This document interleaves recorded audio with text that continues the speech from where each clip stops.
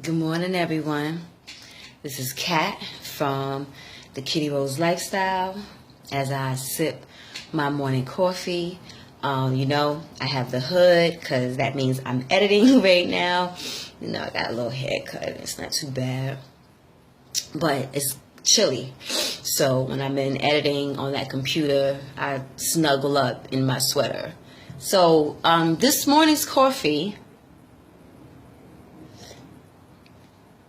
will be about reflection on what we're learning from natural sessions.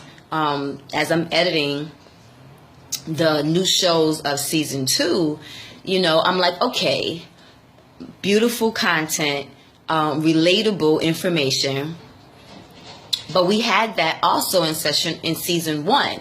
So with season 1 and with season 2 and with all the seasons we're going to have, what is the final, or what is a solution? Because that's what I talk about. That's what I say I do. I say that I give messages with the purpose of healing to provide action plans for solutions, not just the conversation. So in less than, let's say, 8 minutes, what have I learned to share with you in regards to what now? You see these sessions, you see people that are relatable to you from all walks of life. Now what? I think for the most of us, especially what it looks like my audience is, my audience seems to be 40 plus. So since my audience is 40 plus, we're seasoned, so we're being more open and honest about what we've learned. So my suggestion is not just the conversations that we have with our children on the surface about protection, safety, life, health, treating people, education, employment, your future. Yes, all those things are necessary. But I think we really have to begin to be honest about things that we're feeling and about things that we experience. I was trying to remember 13 this morning.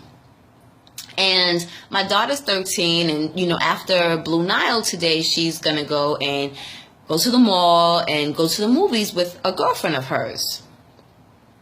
And I'm cool with that. But as I was remembering what I did at 13, I don't know if I would tell her what I did at 13, but what I did at 13 trickled down a lot of the effects of what I did at 15 and 16, what I ended up doing at 17, what I ended up doing in my 20s, what I ended up doing in my 30s. And it's interesting because one of the new shows of season 2, one of the guests, Minister Jazz, talks about, not trusting her husband when she was married, and because of not trusting financially her husband, she went to work, and then the effects of that, good or bad, affected, her and her family. And I thought about that in my own position about, the decisions of not trusting my husband. And it's funny because when we say our vows, we say for better or for worse. We don't give a time length, so under 10 years, I could have waited. I could have trusted. But what also is key in that is that if I would do it again, as much as I love my husband and I'm grateful for our children, he wasn't the man for me. And if I would have took my time in dating and courting, that probably would have been discovered earlier.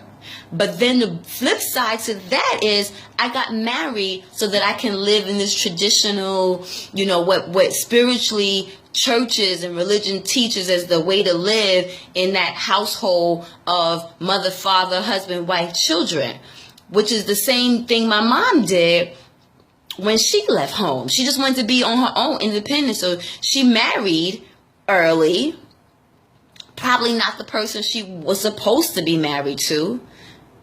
You know what I'm saying? And ended up boom, boom, boom. And then here go I, boom, boom, boom. So what I can do now in learning is really have real talk conversations about my daughter when she does start dating, to be mindful, be open, look at the red flags, take your time, because there's a lot of commitment that comes with commitment of life, and I think that that's what we begin to see in these sessions. We begin to see in these sessions that, one, like I've always said, you're not alone in what you're going through and what you're experiencing and what you're doing. This shit is not new. Nothing is new underneath the sun.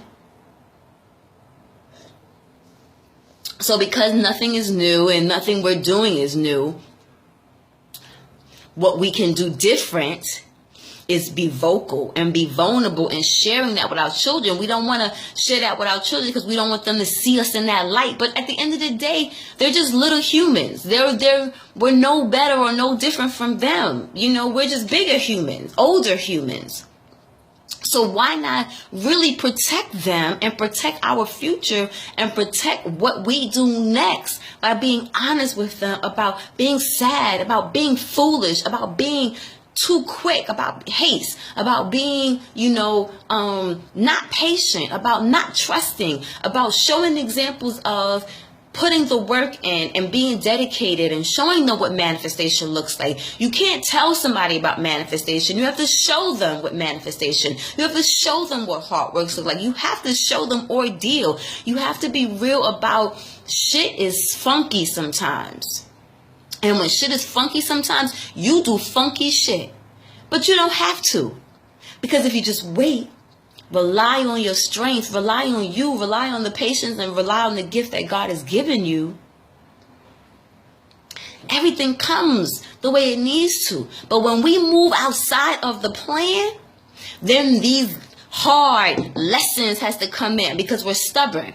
Because we have free will. We have free will. And because we have free will to make our own decisions and do our own things, then we also have to suffer the consequences when we go to the left.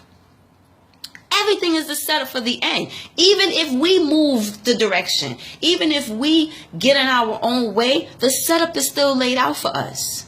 And because things change because of our own behavior, then the plan gets changed because the setup wasn't laid out for you, because we took our own accord, we took our own understanding, we took our own, I could do what I want to do, instead of trusting, instead of relying, instead of having faith, instead of knowing, instead of loving, instead of believing, instead of just being. We had to prove. And I think full circle is almost 8 minutes, but full circle, that's the problem with the devil. That's the problem with Adam and Eve, which is now the problem of the human race. Because the beginning of us